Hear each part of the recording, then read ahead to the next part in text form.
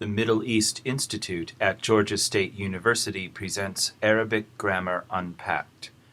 In this lesson, we will be discussing the ism fāʿil or active participle of a verb. A word you've all learned early on in your career as an Arabic student is طالب, which you learn as meaning student. So here we have Khalid طالب في جامعة القاهرة. Khalid is a student at the University of Cairo. But the word طالب, while it means student, really has a different meaning. The verb طالب means to request something. So a طالب is a requester of knowledge, of course. When you look at this form of a word, the first root letter, then the letter alif, then the second root letter, then a kasra, then the third root letter, we call this the fāʿil pattern. And in Arabic grammar, this is called the ism fāʿil, the name of the doer. And it describes the person or object who is performing the action of the verb. In this case, Khalid is performing the action of requesting by being a student. He's requesting knowledge. We can make it female. We could say Maha طالبة في جامعة New York. Maha is a student at New York University.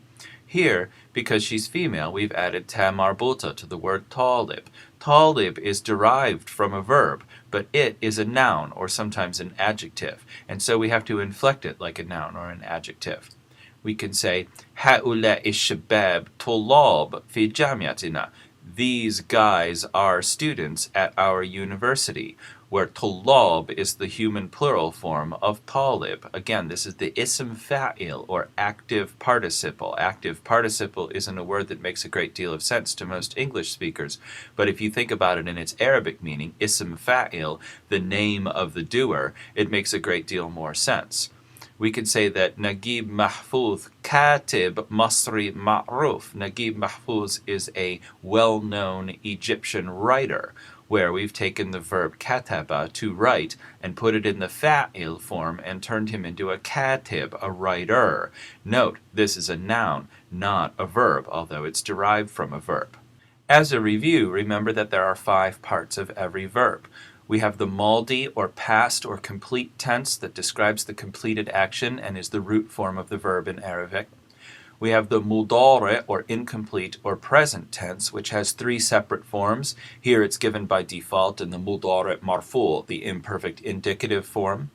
We have the masdar or gerund or verbal noun, which describes the act of doing that particular action. We have today's topic, the ism fāʿil or active participle, the name of the doer in Arabic, which describes the person or object performing that action. And lastly, we have the ism maf'ul or passive participle, the person or object that has had that action done to it. Today's topic will be the ism fāʿil or active participle. Remember that when we learn a new verb, we have to memorize 3 things. The vowel it takes on the middle consonant in the past tense, the vowel it takes on the middle consonant in the present tense, and the form of its masdar. These 3 things cannot be predicted from the verb's 3 root letters, but the form of the ism fāʿil can. We always use the same form. First root letter, long vowel alif, second root letter, short vowel kasra, third root letter. So we can predict what the ism fāʿil is going to be from any given verb. For darasa, we have daris, so a studier, someone who is studying. For kataba, we have katib, a writer, someone who is writing, even something that is writing. For arafa, we have arif, someone who is knowing. In each case, we can form the ism fāʿil by default from the verb's 3 root letters without having to memorize anything new, so that makes it a little bit easier for you.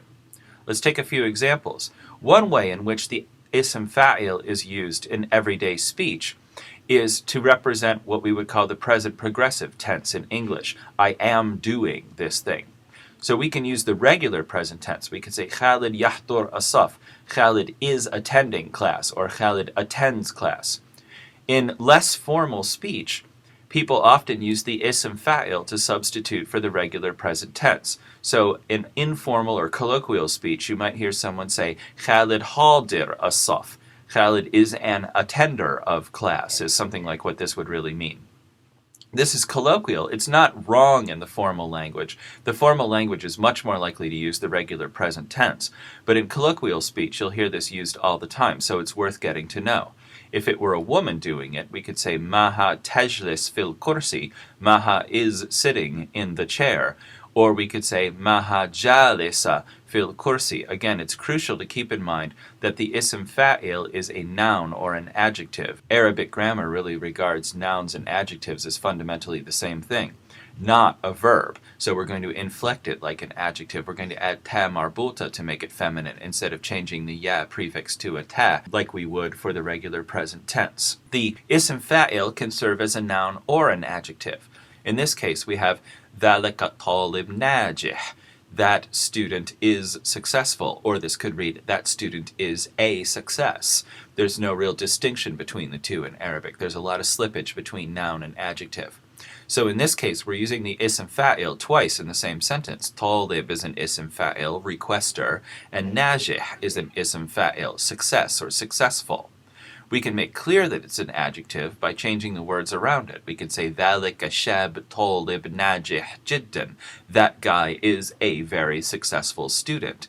And in this case, it's clear that najih is an adjective rather than a noun, although again, Arabic grammar doesn't make a huge distinction between the two. If we were to use it as a feminine noun, we could simply do a two-word sentence. Maha fashila. Maha is a failure.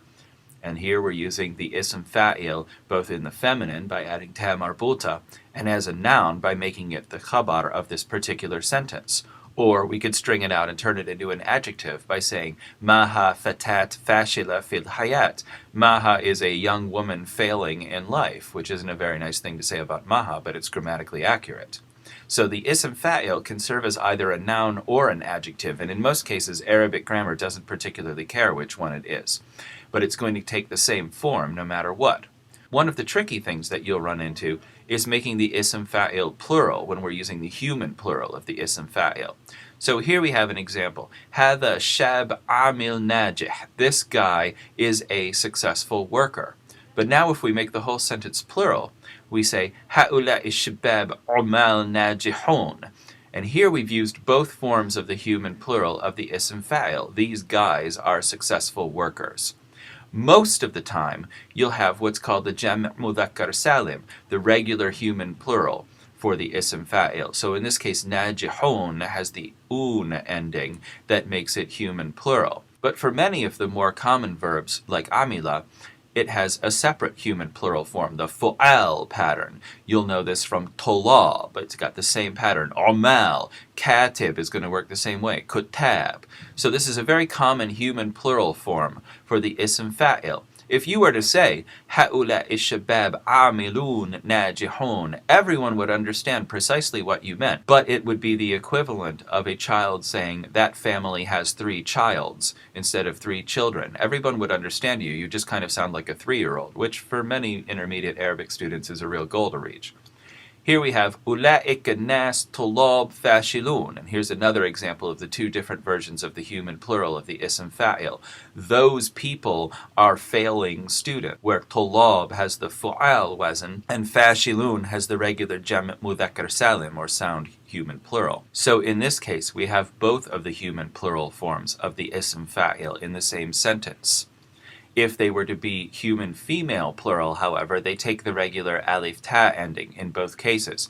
Sadiqat Maha Talibat Najahat. Maha's friends, her female friends, are successful students, and in this case both Talib and Najih get the regular alif ta ending, which is always the case with human female plural. It's just the human masculine mixed plural that sometimes varies in form.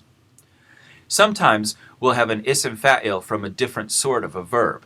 Early on in al-Kitaab, you learn the verb darrasa, to teach, when you hear about Khalid's cousin who yudarris al-an fil imarat. He's teaching now in the Emirates. So a mudarris is the ism fa'il derived from this sort of verb. We're not going to discuss this at length. We're just going to bring it up here because you'll see it a lot. When we discuss this type of verb later on in another lesson, we'll discuss how to form the ism fa'il from it. So a mudarris is a teacher. So هذا الرجل مدرس. This man is a teacher. And this form of the ism fa'il is always going to take the regular human plural form. So هؤلاء الرجال مدرسون. These men are teachers. It's always going to have the un ending for a group of people. However, a funny rule of Arabic grammar means that if you make a word with the sound masculine plural ending, the un ending, a non-final word in an idafa, it's going to drop its noon, and this is something you'll see a great deal here and there. So, هؤلاء الرجال مدرسو الجامعة.